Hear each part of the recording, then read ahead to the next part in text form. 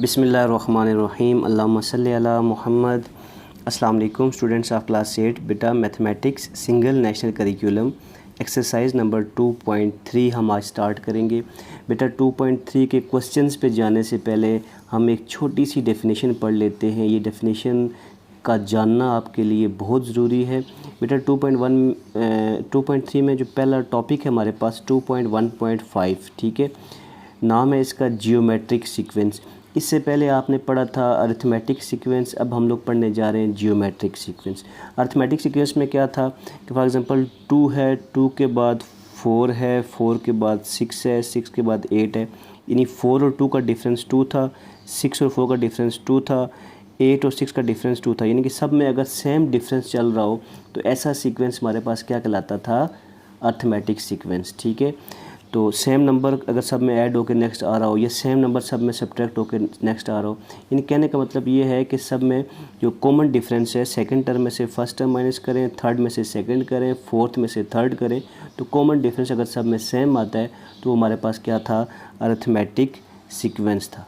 अब हम जाके पढ़ेंगे जियोमेट्रिक सीक्वेंस। बेटा देखें, geometric sequence is a sequence, ये भी एक सीक्वेंस ही है, लेकिन इसमें क्या फ़र्क है, in which each term is obtained, हमें हर टर्म हासिल होती है। कैसे हासिल होती है, by multiplying a non zero constant. Non zero constant यानी कोई ज़ीरो के अलावा कोई कांस्टेंट नंबर है उसको मल्टीप्लाई करने से उसको आर कहते हैं। टू द प्रीसीडिंग टर्म यानी कि पिछली टर्म से किसी कांस्टेंट वैल्यू को, फिक्स वैल्यू को मल्टीप्लाई करने से अगली टर्म हमें हासिल हो, उसको हम क्या बोलते हैं, जियोमेट्रिक सीक्वेंस। फॉर एग्जांपल हम लोग लिखते हैं यहाँ पे मैं लिख देता हूँ 3, ठीक है। 3 को 2 से मल्टीप्लाई करें क्या आता है, 6। 6 को फिर मैं 2 से मल्टीप्लाई करता हूँ, हमारे पास क्या आ जाएगा, 12। 12 को बेटा मैं 2 से मल्टीप्लाई करता हूँ, हमारे पास क्या आ जाएगा, 24, ठीक है बेटा। तो इस तरह बेटा सो ऑन आगे चलता जाएगा। अब देखें, पहली वैल्यू को भी 2 से मल्टीप्लाई किया, दूसरी को भी 2 से किया, तीसरी को भी 2 से किया, आगे भी 2 से किया, 2 से करते जाएंगे मल्टीप्लाई तो हमारे पास नेक्स्ट टर्म आती जाएगी। तो इसको हम क्या बोलेंगे, ये जियोमेट्रिक सीक्वेंस, ठीक है। अब इसमें कॉमन डिफरेंस तो सेम नहीं है, 6 - 3 करें 3 आता है, 12 - 6 करें तो हमारे पास 6 आता है। लेकिन इसको अगर हम डिवाइड करें, जो हमारे पास रेशो है, हमारे पास जो आर है, जो आर की वैल्यू है हमारे पास, ठीक है, कॉमन रेशो जो दोनों में है वो सेम आएगी, ठीक है। 6 को 3 पे डिवाइड करें, ठीक है। आर फाइंड करने का फार्मूला क्या है, r equal to second term divided by first term कितना आता है, 2 आता है। थर्ड टर्म इन 12 थी डिवाइडेड बाय सेकेंड टर्म तब भी कितना आता है, 2 आता है। तो ये हमारे पास क्या है, आर फाइंड करने का तरीका है। तो अब फोर्थ टर्म में से थर्ड टर्म को डिवाइड करेंगे तब भी 2 आएगा, तो आर इज़ द कांस्टेंट है। तो एक कांस्टेंट से हमने मल्टीप्लाई किया पिछली टर्म को तो हमें अगली टर्म मिली, फिर उसको एक कांस्टेंट से मल्टीप्लाई किया सेम कांस्टेंट से तो अगली टर्म मिली, फिर उसको सेम कांस्टेंट से मल्टीप्लाई किया तो अगली टर्म हमें 24 मिली। 24 को भी सेम कांस्टेंट से मल्टीप्लाई करेंगे तो अगली टर्म हमें 48 मिलेगी। तो ये हमारे पास क्या है, जियोमेट्रिक सीक्वेंस है। इसकी जो जनरल टर्म का फार्मूला है हमारे पास, जनरल टर्म का जो फार्मूला है उसका फार्मूला होगा हमारे पास an equal to a1 into r की पावर n-1। ये हमारे पास क्या है, इसका जनरल फार्मूला है। अब यहाँ पे an क्या चीज़ है, an वही उसी तरह से हमारे पास nth टर्म है या जनरल टर्म है, ठीक है। इसको जनरल टर्म भी बोलते हैं या nth टर्म भी बोलते हैं, ठीक है। a1 उसी तरह से हमारे पास फर्स्ट टर्म हो जाएगी, ठीक है। r जो है हमारे पास कॉमन रेशो है हमारे पास, ठीक है, यानी कि जिस तरह हमने ये फाइंड किया second term divided by first term, third term divided by second term, तो ये कॉमन रेशो है, ठीक है। उसके बाद n जो है फिर उसी तरह से हमारे पास यहाँ पे नंबर ऑफ़ टर्म्स हैं, total number of terms, number of terms हमारे पास n आ जाएगा। 10 टर्म्स है तो n की जगह 10 आ जाएगा, 5 टर्म्स हैं तो n की जगह 5 आ जाएगा, तो ये n है हमारे पास, ठीक है बेटा। तो ये चीज़ें आपको क्लियर हो गई। तो अब चलते हैं हम लोग एक्सरसाइज के पहले क्वेश्चन की तरफ। ये तो बेटा क्वेश्चन नंबर 1 है हमारे पास, which of the following sequences are geometric, if a sequence is geometric then find the common ratio. Sequences दिए हुए हमारे पास, आपने बताना है कौन सा सीक्वेंस जियोमेट्रिक है, और अगर जियोमेट्रिक है तो आपने कॉमन रेशो फाइंड करनी है। तो बेटा जियोमेट्रिक की निशानी मैंने आपको क्या बताई थी कि जो कॉमन रेशो है वो सेम होनी चाहिए, यानी सेकंड टर्म में से फर्स्ट टर्म को हम अगर सेकंड टर्म को में से फर्स्ट टर्म डिवाइड करें तो हमारे पास जो आंसर है वो सेम आना चाहिए। यानी थर्ड में से सेकंड को डिवाइड करें, फोर्थ में से थर्ड को डिवाइड करें, तो तमाम टर्म्स का आंसर क्या आना चाहिए, सेम आएगा। तो हमारे पास यानी कॉमन रेशो सेम होगी, तो ये क्या होगा, जियोमेट्रिक सीक्वेंस होगा। इसका सलूशन देखें आप लोग। सबसे पहले हम लोग क्या लिखते हैं, यहाँ पे सेकेंड टर्म है 2 डिवाइडेड बाय फर्स्ट टर्म करते हैं तो हमारे पास आंसर क्या आता है, 2 डिवाइडेड बाय 1 2 ही आएगा ना, ठीक है। उसके बाद थर्ड टर्म में हमारे पास that is 3 divided by second term करते हैं, तो 3 डिवाइडेड बाय सेकेंड टर्म करेंगे तो 3/2 क्या होता है, 1.5 होता है। इसी तरह अगर मैं 4 डिवाइडेड बाय 3 करता हूँ, 4 डिवाइडेड बाय 3, तो ये हमारे पास 1.33 आ जाता है। इट मीन्स कि कॉमन रेशो तीनों में क्या है, डिफरेंट है। जब कॉमन रेशो डिफरेंट है तो ये हमारे पास जियोमेट्रिक सीक्वेंस नहीं है। एज आप लिख सकते हैं as the ratio is not common या not same, so this sequence is not geometric, so this sequence is not geometric, ठीक है, ये सीक्वेंस जियोमेट्रिक नहीं है। पार्ट 2 को करते हैं। पार्ट 2 है बेटा, इसका सलूशन देखिए आप लोग।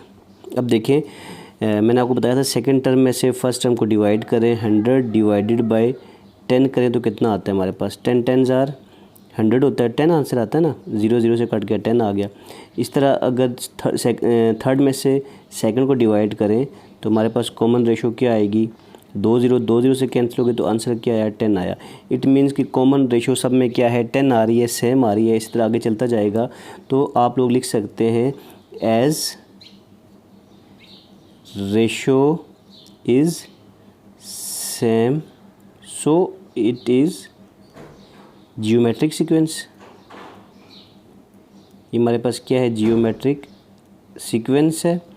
ना सिर्फ जियोमेट्रिक सीक्वेंस हो गया एंड कॉमन रेशो जो हमारे पास आएगी, कॉमन रेशो क्या होगी, हमने क्या फाइंड करना था, कॉमन रेशो भी। तो so common ratio is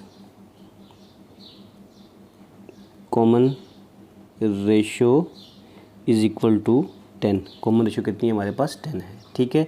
part 3 करते हैं जी बेटा। थर्ड पार्ट देखें इसका सलूशन। अब देखें सेकंड टर्म को फर्स्ट टर्म पे डिवाइड करेंगे तो हमारे पास क्या आता है, 2 2 4 2 आंसर आता है। फिर आगे third term divided by second term तो हमारे पास आंसर क्या आता है, 4 2 8, ये भी 2 आता है। इट मीन्स कि कॉमन जो रेशो है सेम है, एज रेशो इज़ सेम, ये भी हमारे पास क्या है, सो दिस इज़ जियोमेट्रिक सीक्वेंस। ये हमारे पास जियोमेट्रिक सीक्वेंस है एंड कॉमन रेशो हमारे पास क्या आ जाएगी, कॉमन रेशो फाइंड करनी थी, common ratio is equal to 2। Common ratio यहाँ पे क्या है, 2 है, ठीक है बेटा। पार्ट 4 देखें बेटा इसका सलूशन। तो पार्ट 4 में क्या है हमारे पास, अब देखें सेकेंड टर्म को फर्स्ट टर्म पे डिवाइड करें, 8 डिवाइडेड बाई 16 करें तो देखें 8 1 8, 8 2 16, तो हमारे पास आंसर क्या आया, 1/2। अब थर्ड को सेकंड पे डिवाइड करें, 4 डिवाइडेड बाई 8 तो 4 1 4, 4 2 8, इसका भी आंसर क्या आया, 2 आया। यानी कि दोनों का कॉमन रेशो, यानी कि रेशो दोनों की सेम आई।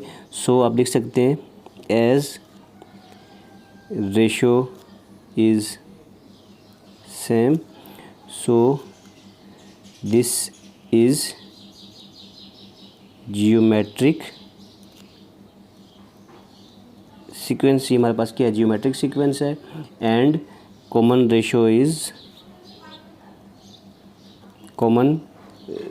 रेशो हमारे पास कितनी हो जाएगी, इक्वल टू 1/2, ठीक है बेटा। आगे चलते हैं, पार्ट 5 है बेटा जी हमारे पास। इसका सलूशन देखिए, सेकंड को फर्स्ट पे डिवाइड करें, 18 डिवाइडेड बाय 6 तो आंसर क्या आएगा, 6 3 18, 3 आंसर आ गया। 24 डिवाइडेड बाय 18 करें, ठीक है,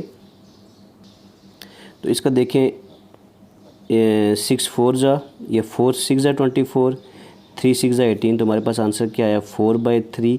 अब ये और ये तो सेम नहीं है, as ratio is not same, ratio same तो नहीं है हमारे पास, as ratio is not same, so this is not geometric sequence, this is not geometric sequence, ये जियोमेट्रिक सीक्वेंस ही नहीं है जी। बेटा पार्ट 6 है हमारे पास, इसका सलूशन देखिए। अब देखें सेकंड टर्म को फर्स्ट पे डिवाइड करते हैं, 1 डिवाइडेड बाय 1 आंसर 1 आ जाएगा। फिर उसके बाद थर्ड टर्म को सेकंड पे डिवाइड करते हैं, 0 डिवाइडेड बाय 1। अब 0 को 1 पे डिवाइड करें ना बेटा, तो 1 0 ज़ा क्या होता है 0 हो जाता है, ठीक है। तो इसका आंसर क्या आएगा 0 आ जाएगा। फोर्थ को थर्ड पे डिवाइड करें तो 1 डिवाइडेड बाय 0, तो 1 डिवाइडेड बाय 0 करें बेटा, तो ये आंसर क्या आता है हमारे पास 1 0 पर डिवाइड नहीं होता, इसका आंसर हमारे पास इन्फिनिटी आ जाता है।